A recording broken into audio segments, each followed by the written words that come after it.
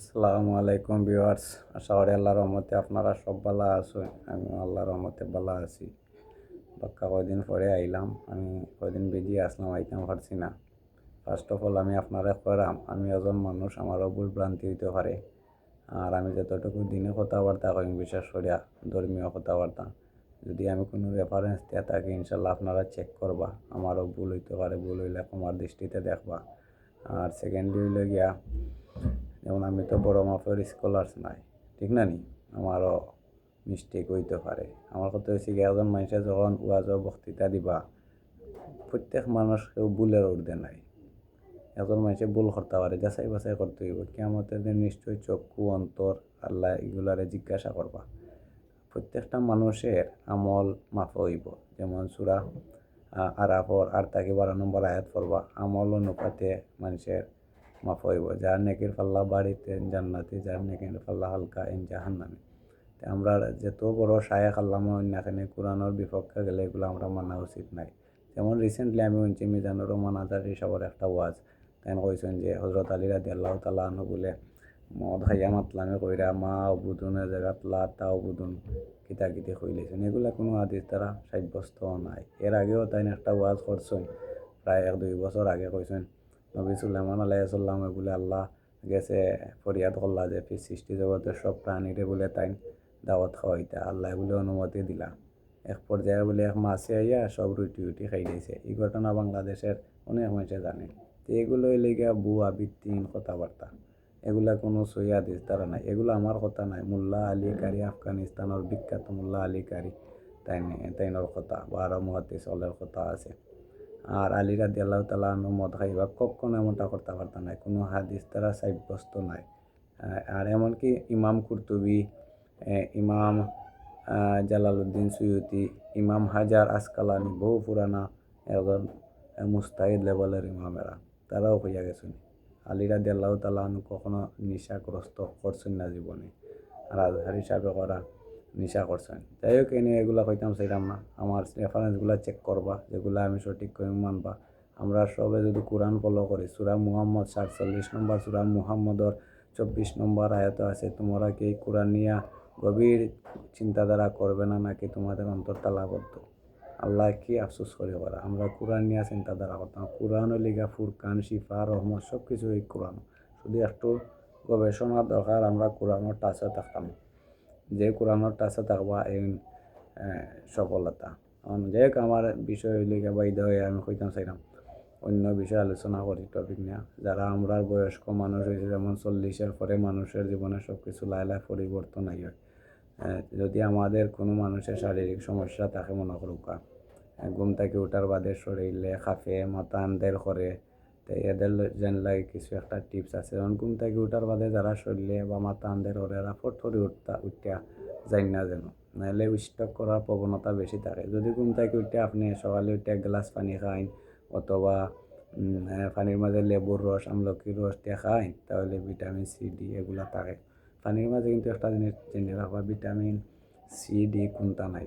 পানির মাঝে থাকে পটাশিয়াম, ম্যাগনেশিয়াম, এগুলা থাকে। পানি খাইলে শরীরের সব কিছু জিনিসে অ্যাক্টিভ করিয়া তোলে, শক্তি প্রয়োগ বল পাওয়ার পাইয়া দেয়।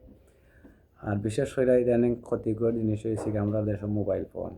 মোবাইল ফোনের জন্য কলিকা মার্টিন কুপার মোবাইল ফোন সর্বপ্রথম নিউ ইয়র্ক 1973 সালে তাই আবিষ্কার করছিলাম। মোটরোলা মোবাইল, তো নাম হচ্ছে মোটরোলা মোবাইল। প্রথমে আছিল 1 কেজি 100 গ্রাম ওজনের এই মোবাইল। ইন্ডিয়া হয়তো father of the mobile phone Martin কুপারে। আর ফেসবুকের প্রতিষ্ঠাতার নাম তো আপনারা জানেন, তাই না লাগা মার্ক জুকারবার্গ তাই 2004 সালে সর্বপ্রথম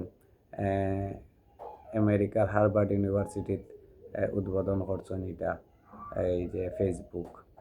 তাই মানুষের কমিউনিকেশন করা লাগে। এনিওয়ে, মোবাইলের ভালো দিক আছে বা খারাপ দিক আছে। এর আগে একটা ঘটনা শেয়ার করি। ইটালির এক কোম্পানিতে এক কর্মচারী চাকরি করতা। এই কর্মচারীয়ে এই কোম্পানির বিরুদ্ধে তাই ইটালির আদালতে একটা মামলা দিছেন, কইছেন যে আমার যে ব্রেইনের টিউমার হয়েছে, এর লাগে এই মোবাইল ফোনের কোম্পানি দায়ী। মোবাইল ফোনের কোম্পানির যে এক্সপার্ট আসলা, জাজ মানে হাকিম, তাই তো এ ধরনের মামলা কোনোদিন ফেস করছেন না। তাই কিতা করলা, এমিকাস থিওরি নামের আর একটা অ্যাক্ট আছিল, মানে অন্যজনের সাহায্য, কোনো এক্সপার্টের সাহায্য তাই নিতে পারবা। তাই কি তাহলে নেদারল্যান্ডর যে নিউক্লিয়ার রেডিয়েশন সংস্থা আছে, গবেষণাগার, এরা গেছে তাই এই প্রস্তাবটা দিলা। দেওয়ার বাদে এরা গবেষণা করিয়া দেখলাম রেডিও অ্যাক্টিভ ফ্রিকুয়েন্সি যেগুলা থাকে এগুলা ব্রেইনের টিউমারের সম্ভাবনা বেশি থাকে 99%। এখন এই রেজাল্ট পাওয়ার বাদে ইটালির জজে হুকুম দিলা যে ঠিক আছে, এই বেচারার মাথার ব্রেইনও যে টিউমার হয়েছে এলাই মোবাইল কোম্পানি দায়ী। এলাই মোবাইল কোম্পানিরে কয়েক কোটি টাকা 1988 সালে ফাইন করছে। আর এগুলা ইন্টারনেটও তো ভাইরাল হয় না, কারণ মিলিয়ন বিলিয়ন ডলার টাকা তারা ইনভেস্ট করছে মোবাইল কোম্পানি। এগুলা যদি পাবলিশড হয়ে যায়, পাবলিকে জানিলায়, তখন তারা মোবাইলের ব্যবসা দুনিয়ায় বেশ হইতো না। এলাই অনেক কিছু ইন্টারাল জিনিস থাকে যেগুলা আমরা সাধারণ অনেক মানুষের জানিও না। বাই দা ওয়ে, কইলাম আমরা যদি কোনো বাচ্চাইনতে মোবাইল দেই, মোবাইলের সাথে এডিক্টেড থাকে, তারা অ্যাংজাইটি বোধ করে। অ্যাংজাইটি মানে রাগ করব, ঘুম হইতো নাই, অশান্তি করব, তাহলে কান্দাকাটি করব, চিৎকার দিব। এগুলো বাচ্চাইনদের ও কারণে যে সবসময় মোবাইল ফোন দেখার কারণে।